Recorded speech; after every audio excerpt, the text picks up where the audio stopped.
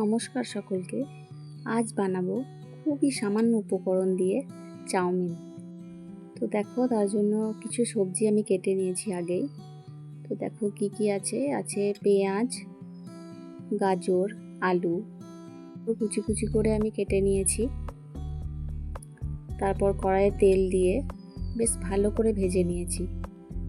দেখো লাল লাল সুন্দর করে ভেজে নিয়েছি।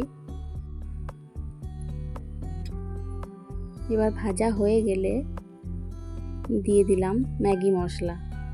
অনেক কিছু মশলাই দেওয়া যায়, কিন্তু আমি ম্যাগি মশলা দিয়েই করেছি। এটাও খেতে খুব ভালো হয়। এবার এটা সুন্দর করে মিক্স করে দিয়ে দিলাম চাউমিনটা একটু ভালো করে ভেজে নেব। আর পরিমাণ মতো নুনও দিয়ে দিয়েছি। দেখো সুন্দর করে উল্টে পাল্টে ভাজা ভাজা করে নিচ্ছি।